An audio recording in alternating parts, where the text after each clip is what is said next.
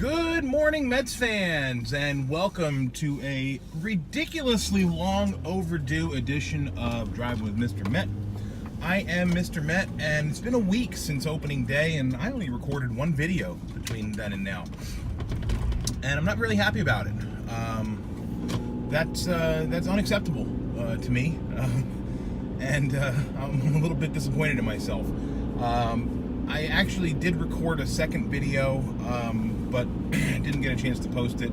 Been a busy week, but the good news is it has been a busy week for the Mets as well. They are 5-1 heading into their home opener this afternoon with the Nationals after a short turnaround from Miami.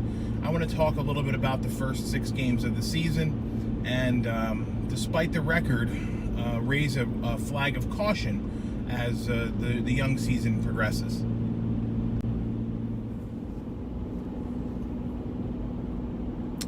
Last night, Last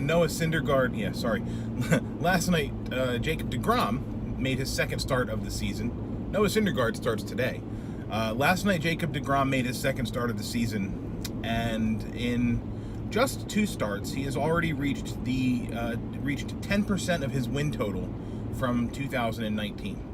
He already has 2 wins, and the performance from deGrom over his first 2 starts literally is picking up where he left off last season, and perhaps even better. He was so good last night, set his career high with 14 strikeouts in the game, and to boot, he hit a home run. So, I mean, is there anything that Jacob deGrom cannot do? I love that he is so quiet, he is so reserved, and he is just so damn good, and we are so lucky to be able to watch him as he pitches every 5th day. It's just an absolute privilege. So I started giving out game balls in my own head, I guess. And what I'm going to start doing is on my blog, I'm going to start listing game balls and tracking them throughout the season, so we can see who's earned, in my opinion, the game ball for each game. And at the end of the season, we'll look at who collected the most of them, and in theory, that person should be the most valuable player. So we'll see how that unravels. But deGrom already has 2, and if he continues at this rate, he's going to have 31. Because he's this good all the time. He's always going to get himself a game ball. So I tweeted last night that anyone who holds a record a baseball record, or really any record, with Bob Gibson is elevated to godlike status in my eyes, and that's where deGrom is to me. He is just phenomenal. Last night with his performance against the Marlins, he tied Bob Gibson for the most consecutive quality starts in Major League history with 26, which is insanity. And the best part is that the quality start as a statistic is really misleading, because it's 6 innings, 3 runs with a 4.50 ERA. I don't think that's quality. And Jacob deGrom over that period pitched to a hell of a lot better ERA than 4.50. That's all we'll say. And I suspect that Bob Gibson did as well. But enough tooting Jacob deGrom's horn. Let's talk about a couple of other things going on with the club in the first week of the season. On day 1 of the season, I was commenting at how refreshing it was to see the Mets hitting the ball the other way. And I've been saying this for years. The way to beat the shift is to go against the shift, and that seems to be what the Mets are doing this year, and I love it. I love the station-to-station situational hitting kind of offense, because to me, I think it's more fun than a guy who's up there swinging for the fences, either hitting a home run, striking out, or walking or flying out to one of the outfielders. There's very little excitement in those outcomes, but in a line drive to the gap, or a base hit with a runner on first who can advance first to third on the hit, there's a play at third base, your outfielder has to throw the ball. There's action in that. That's fun. That's what makes baseball fun to me. So I love to see this Mets offense with this approach, top to bottom, including Pete Alonso, who in case you've missed it, looks like he's a seasoned vet up there at the plate. And it'll be interesting to see how he adapts as the season progresses, because it's easy for a rookie to come up and, really there not be a official book on that person. The here's how you get this guy out book. I've said this a million times. It's one thing to come up and be lights out in your first couple of starts as a pitcher, or knock the cover off the ball in your first few games or first couple at bats or whatever. But once the word gets around the league as to where your hot spots are and where your cold spots are, major league players can adapt on the fly, and they can change their approaches very quickly and easily. A stud pitcher can look at a scouting report and change the way they approach a hitter. And what's important there is, does the hitter know enough to be able to change his approach? That's what we'll find out about Pete Alonso. But on the young season, we have to be unbelievably impressed by what he's been able to do with the bat. And frankly, he's not looked bad in the field either. So I'm really happy with where Pete Alonso is. I don't know how anybody couldn't be. The rest of the offense, despite albeit excluding Brandon Nimmo and Robbie Cano, have been fine. Cano, of course, had the great opening day where he was responsible for both of the Mets' runs and also made a phenomenal play in the infield. Since then, he's looked a little bit off. He's looked a little bit slow at the plate. You've seen the, quote, laziness in the field. And I don't like to call it laziness. I think he's just nonchalant. It's not really lazy. He just doesn't seem to need to exude much effort to do things that people might normally need to exude effort to do. But in any event, he's looked sloppy in the field. He's looked off at the plate.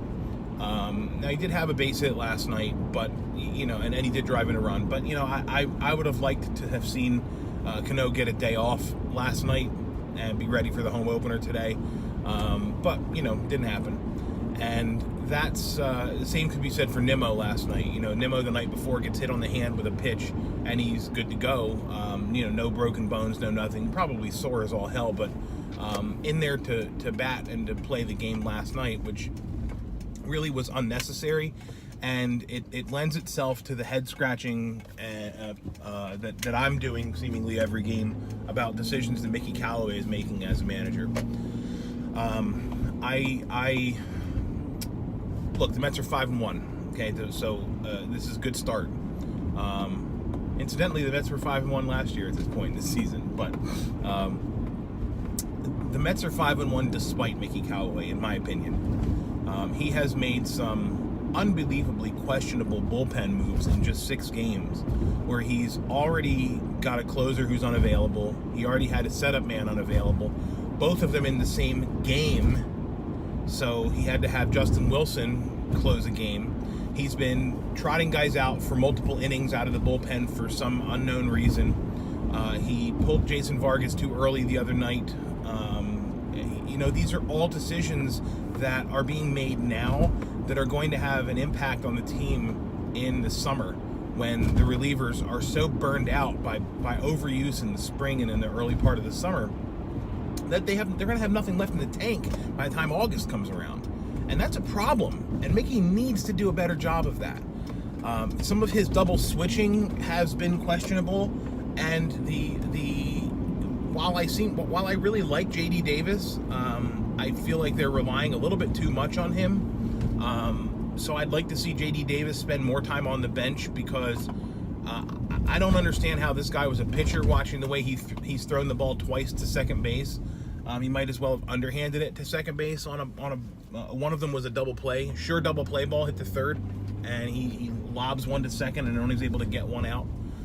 It just doesn't look good, and I just there are just some decisions that Mickey's been making that make me very nervous.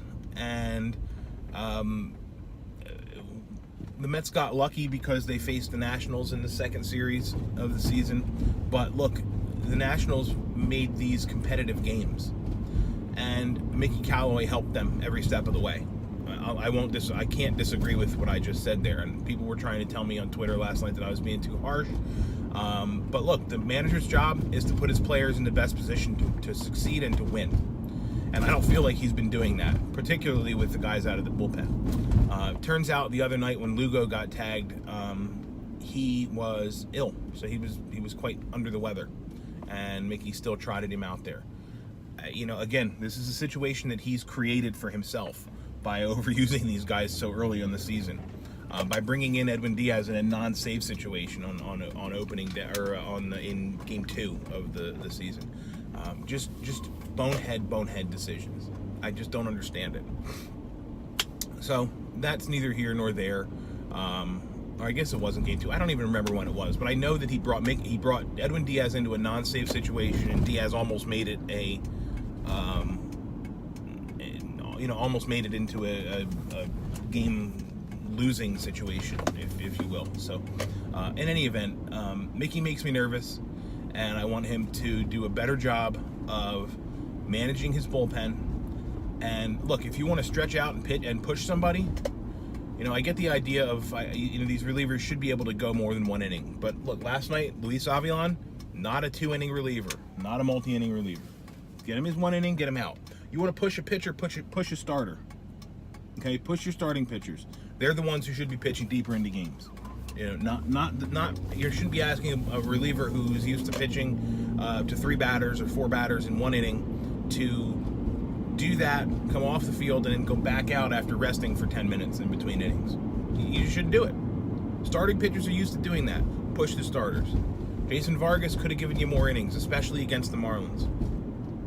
Had these last 3 games been against a team like the Phillies, who right now look really, really good with their lineup, the outcomes would have been different. I can assure you of that. So, cautiously optimistic is how I feel right now. And it's not because of last season either. Last season is over. The Mets were 11-1 and 12-2 last season. That was last season. It has nothing to do with this season. I'm cautiously optimistic because I feel like the Mets are winning in spite of Mickey Callaway's decision making. So I will leave it at that. I will post this video today. I promise. You'll be seeing it. If you're seeing it, I did.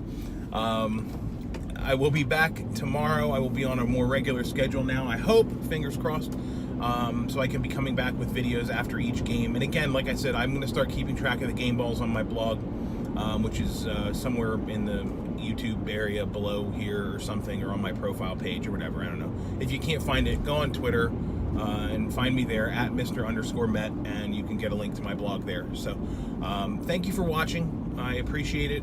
I again apologize for not recording more videos during opening week, but I'm back, and I should be back in the swing of things now. So this afternoon, Mets home opener, Syndergaard, Strasburg. Mets are going to win. You know why? I don't know. I just think they are. Thanks again, and let's go Mets.